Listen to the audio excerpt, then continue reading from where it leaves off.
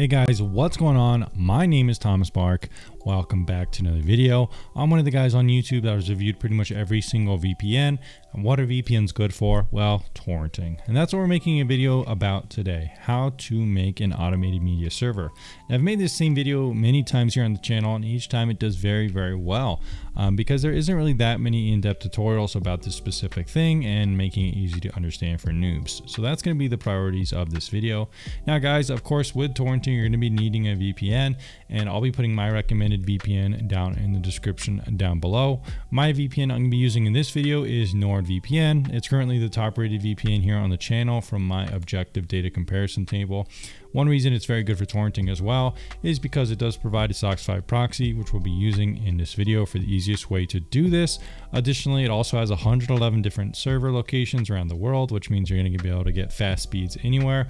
And it's also my fastest VPN, at least in terms of speeds, that you can really find right now. So I'll be putting a link for Nord in the description down below.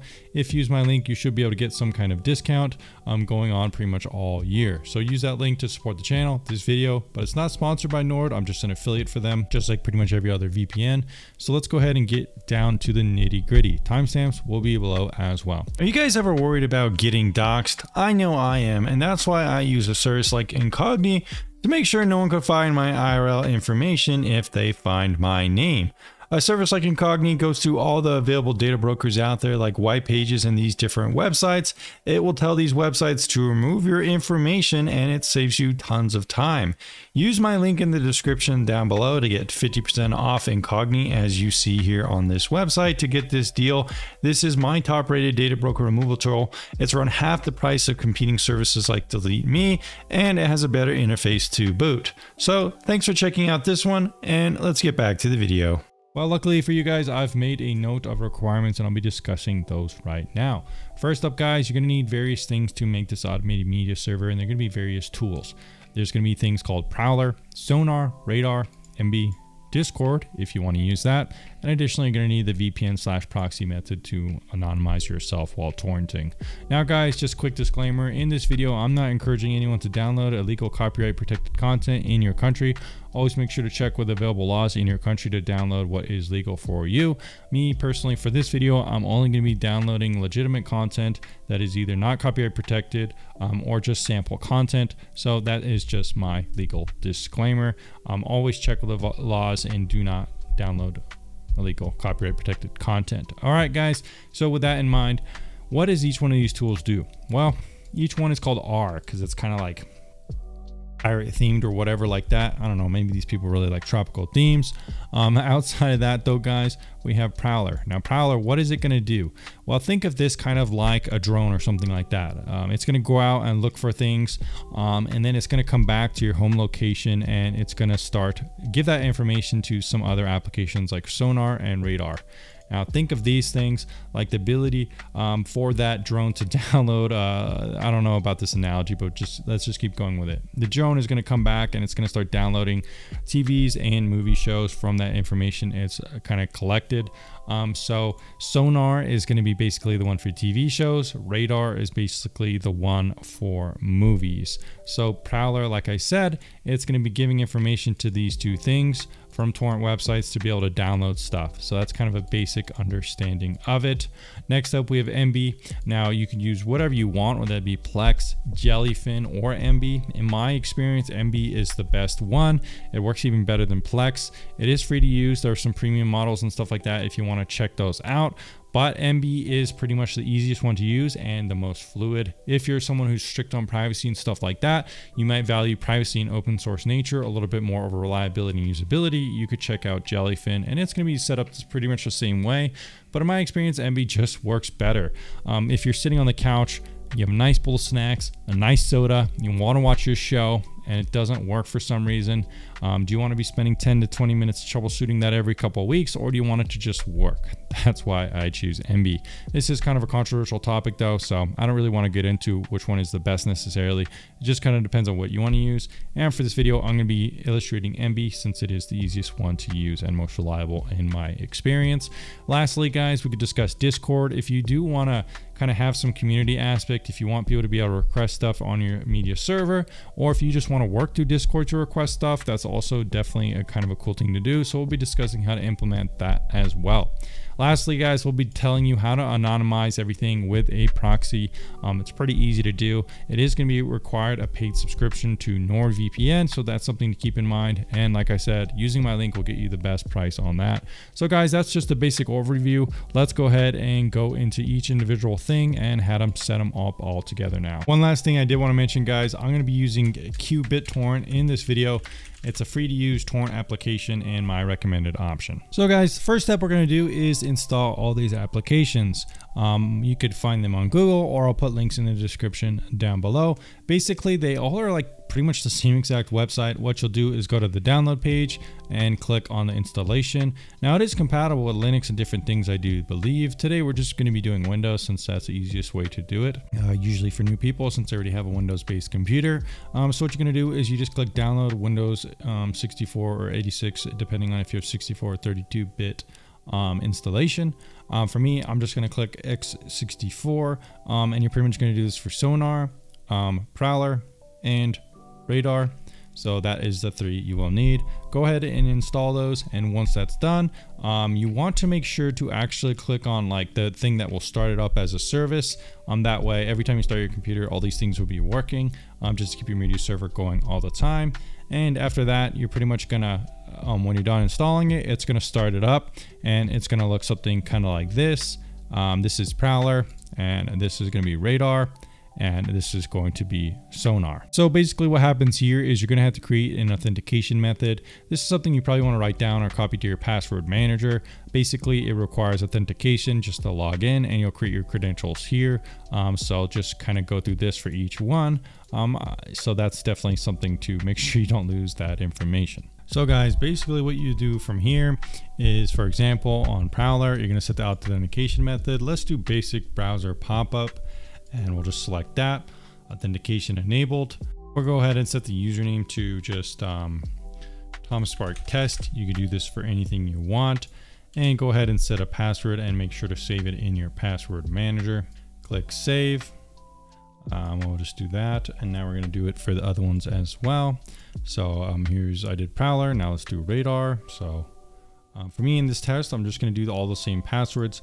But for security, you're probably going to want to change it up, although it probably doesn't matter too much, especially if you're not opening this up to the public. So we're going to save this here as well. There we go. We now have Radar set up. Now let's do Sonar. So do this one. And there we go. So now we have all the passwords set up and they are fully installed. So now what we need to do is connect them together. But first, what we need to do is actually get some indexes. Now, what is an index, you might ask? Well, it's basically torrent websites that Prowler will go to and look for the file. So as you can see here, I have a list of different ones I've already added in the past, but I'll go ahead and show you how to do that right now. Pretty much to do that, you go to this part that says add indexer. You click on it, and then you will go ahead and add your indexer. You could search for it, filter by various categories, like for example, if you want to do English only indexing, so something like this would work. Protocol, I just wouldn't really worry about that for now. Privacy, generally it kind of depends on you. If you have access to private trackers, you can do so. But if not, you'll just do public trackers because those don't require any special stuff. Additionally, you can also see various categories for different things to go ahead and download. But for example, if you want to add this one, 1337X, you could just click on it. And then from here, what you're going to want to do is just look at this area and go ahead and just enable it. You can even test it to see right here. Right now it's giving me some kind of error. But we just click that and should be unique. So that's why I have the error. I already had it on there. So we go ahead and test. And there you go. So this little check mark means it is working, and we could save. So now we will have probably two of them. Like I said, there you go. And this is what you're going to want to do. So pretty much pick all the torrent websites you want that will have the files you want. And then you could test the indexers to make sure they're working. Now what you're going to do is you're going to connect it to your other applications to make sure they can use Prowler. The way you do that is you go into settings, go to applications, and as you can see here, I already have mine connected. But if you don't have that already, you just click on this little plus sign, click Radar, And then from here, you're pretty much just gonna leave everything for the most part default. But what you are gonna need is the API key. So basically you go to settings, you go to general, and then you just copy and paste that API key. So we're gonna copy that, and then we're going to put it into here. And then you could test it to see if it's working. Mine's probably not working for just some random reason, probably because I already have it connected. But as long as you have the API key, the right information here, it should be pretty standard for each one because they all use specific. This is using port 7878 for radar, and it will be standard. So as long as you copy the API key, give it a unique name. Let's see, I'm having the same name issue there because I already added it, and there we go, that will work. So what you're gonna do is add Prowler. You're gonna pretty much let it sync up to radar and then sonar as well. So you're gonna do the same thing. You're just gonna go here and then you click it, go to sonar, and then copy the API key. So now what we need to do is that radar and sonar are gonna be able to find things from these things. So basically what you need to do now is you need to connect radar and sonar to your torrent application. All right guys, so next up you're gonna wanna add qBittorrent. So basically when Prowler, it finds the things. This is kind of like how you search for stuff and view the kind of media. But of course, you also need to be able to download it. And that's where qBittorrent comes into play. As you can see here, I have qBittorrent installed. You should too. So what you're going to do is go to download client section on just radar and sonar. You don't need to do it to Prowler. Click this plus button. And now look, it already has supported download clients. So of course, you just go to qBittorrent and you click this, click port. This is just gonna be 8080, and we're gonna make sure it gives us a green little check mark. It's not giving us a green check mark. Unable to connect to qBittorrent. Well, that's because you need to go to the web UI functionality on the options area of qBittorrent and enable web user interface. This allows for remote control, and this is basically going to be how radar and sonar interact with qBittorrent to tell it to download something. So it's like kind of like it's able to be controlled. What we need to do is also put a username and password. You could set those up and write them down. So bypass authentication for clients on localhost. This might be something you could check, but I'm not really 100% sure. So I would just set a username and password, write that down, and then from here, you're just going to save that. And as you can see, by inferring the information, it now gives me a green check mark. So guys, now that we have qBittorrent set up, you're going to be wanting to do the same thing for both sonar and radar. We just did radar, but another thing you're going to want to do is we need to anonymize qBittorrent. So this is going to be the source of what is downloading into our computer, and it's connecting to torrent swarms, which basically means your IP address is going to be public knowledge for anyone downloading this file. So what we need to do is anonymize your IP address. So in this tutorial, like I said, we're going to be using NordVPN. Since they do provide a SOCKS 5 proxy, not every VPN does. What you're going to be doing here is going to go to the connection tab. So for this purpose, we're going to be doing SOCKS 5. Host is LA server. I'll put a list on the screen, and you can also check out in the link down below, or just Google, Nord SOCKS 5 proxy setup, and you'll be able to find a list of around 10 servers they have. You should be able to find something close enough to your location. Port 1080. You can also use VPN if you want. Just turn it on every time you want to download anything. This is just convenient because you don't really have to worry about turning your VPN on. It's just always going to anonymize your IP. And then from there, you're going to go into the Nord kind of account panel, find the specific username and password used for setting up a manual connection. It's not just your NordVPN credentials. That's a mistake I made, but this will work. It's going to look like something like this. Check these things, and that should be good to go. So this is gonna, like I said, hide your IP address from torrent swarms. And that's pretty much all you need to do for the proxy/VPN part of this video. So guys, the next part of the video is media management. And this is when we're going to kind of decide where the files go and stuff like that. All right guys, so now what we need to do is set up media management. How do you do this? Well, first of all, you're gonna wanna make a folder on your computer. You're gonna wanna name this folder something like media. As you can see here, I have the media folder on a volume with plenty of storage. Of course, what you're going to want to do, you could even get an SSD or something like that to expand your computer's kind of operating capacity as a media storage server. But what we're going to do here is you want to make 3 folders: downloads, movies, and TV shows, and media being right at the top of it. As you can see here, we have it right here, and you go to it like this. So Radar's root folder should be in the movies directory. So we'll organize the files there. So I'm just going to make sure that I do it this way. So we're going to do it like this, and that's what you're going to do for this one. And now, of course, for Sonar, as you might think, we're going to go to the media management section as well. This is just some test I was doing.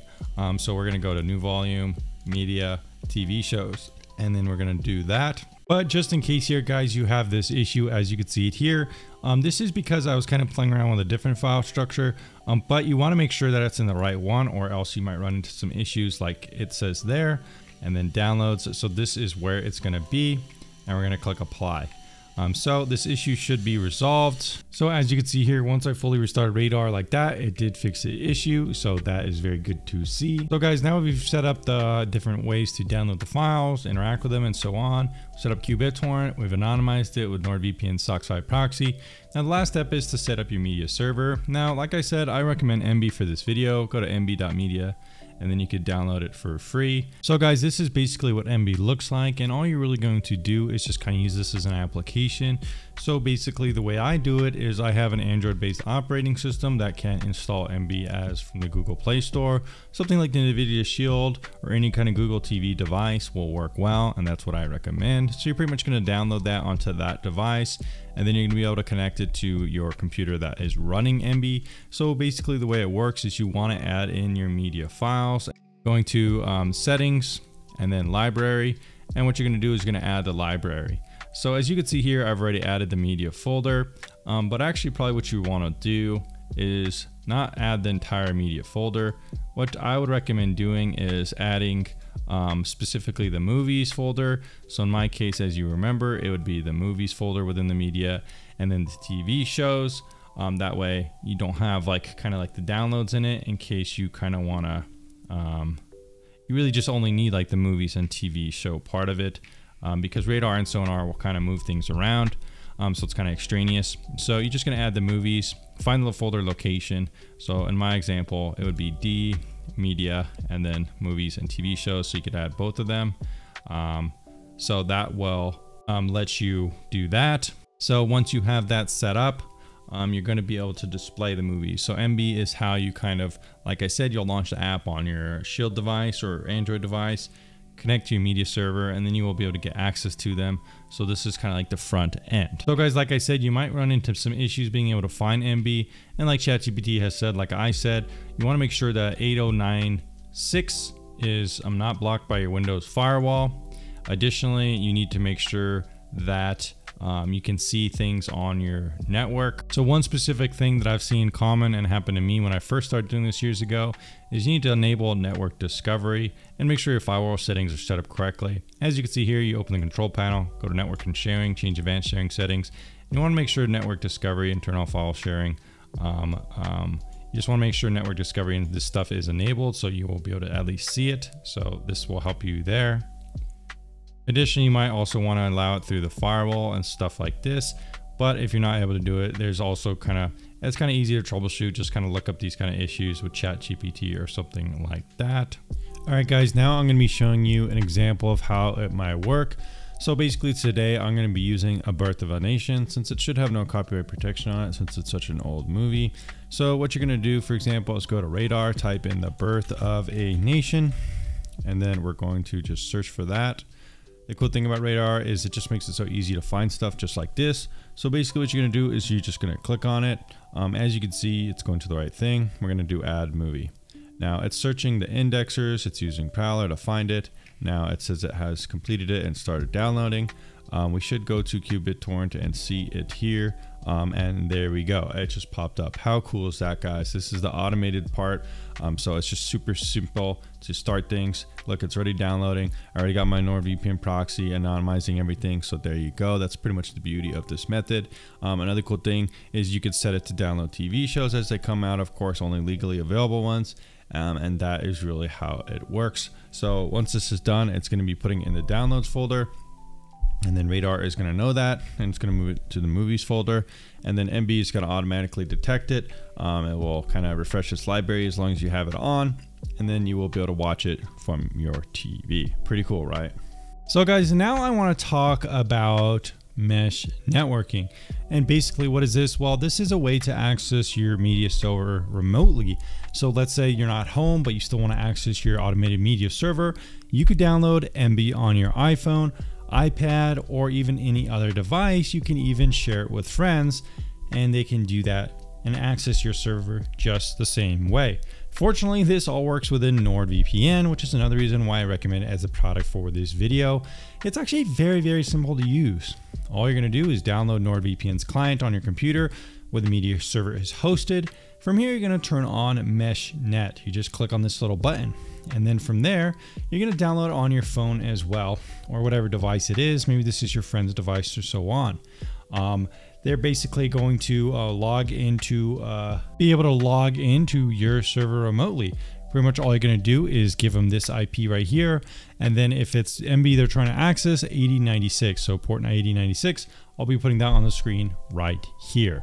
So they can access it remotely. As you can see here, it works. So pretty cool.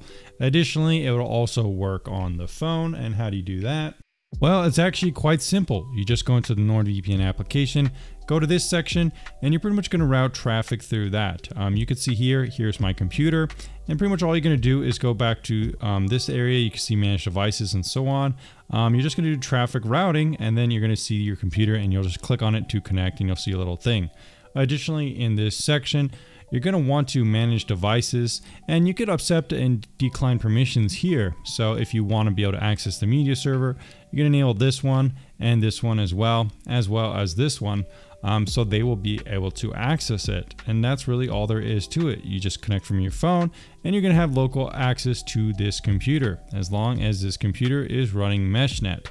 So this is very cool, guys, very easy, and the easiest way to set up remote access to your server. And there's plenty of tutorials that Nord has also made on similar things, like with servers and stuff like that. So if you're having issues, they have plenty of tutorials as well. So guys, in conclusion, we could discuss last steps. If you do want to have Discord implementation, it's very easy for Sonar and Radar. Basically what this does, it allows you to have notifications when stuff is downloaded, which is pretty cool. You can also enable all sorts of other different things, and you can do so by going to the Connect section and just enabling these things. It's very easy to do, so you can do that on Radar and Sonar to notify you when something's downloaded. However, if you guys want Prowler to kind of work with Discord, basically what this would do is allow you to connect basically Discord to Prowler, which would therefore allow you to request something to be downloaded from Discord itself. That's a little bit more tricky to do. Well, there are a couple other options out there. Something like Omby seems to be a new solution, and in the past I've used something called Requester. This is a good way to do it too. Both of these have detailed instructions for doing this. As you can see here, and Omby also does have pretty good directions too. So both of these should be pretty easy to set up. I don't know if I'm going to go into details here on this guide, just because this has already been a very long guide already. Let me know down in the comments down below if you want me to show you how to set up your server to work with Omby or maybe even Requester. So let me know down in the comments down below if this helped you out, and I'll see you in the next video very soon.